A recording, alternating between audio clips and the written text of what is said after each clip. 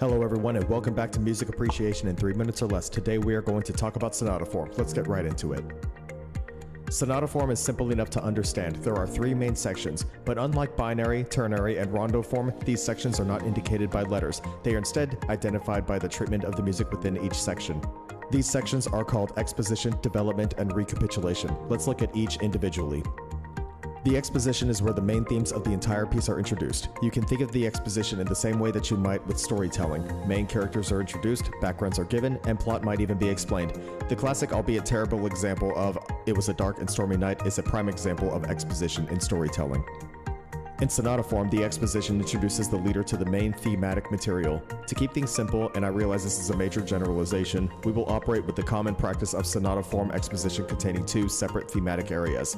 There is an optional introduction, followed by the primary thematic area in the home key, then the secondary thematic area, usually in the dominant key. You might have noticed that I keep saying thematic areas rather than just themes. When listening to sonata form, it's helpful to think of the exposition in terms of thematic groupings rather than simply as themes 1 and 2 as you might with binary or ternary form, since the themes can vary greatly, have their own self-contained binary or ternary structures, or have transitional material that can confuse you if you are simply listening to what sounds different. Internal structure is important to understand when listening to large-scale form, and I will cover that in another video. As the primary themes are introduced, the sonata then goes into the development section. The development is exactly what it sounds like. The themes that were introduced in the exposition are dissected, jumbled, shaken up, and poured out into a section allowing exploration of various rhythmic diversions, key centers, and melodic variations. Think of it this way: if you are listening to a sonata and are having a hard time trying to discern what is happening, or there are a lot of dramatic shifts occurring, chances are you are listening to the development. Going back to the storytelling analogy, it is the musical equivalent of a high-speed car chase in an action film. Once the development concludes, the primary themes return in a recapitulation or recap. This is the final area where the themes from the exposition are restated and summarized, ordinarily all in the home key with little modulation to give it a nice warm conclusion.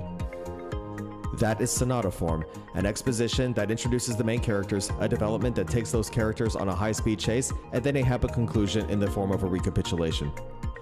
Sonata form has existed since the early 18th century and gained major prominence in the classical era, and to this day remains a staple of form in music among today's prominent living composers.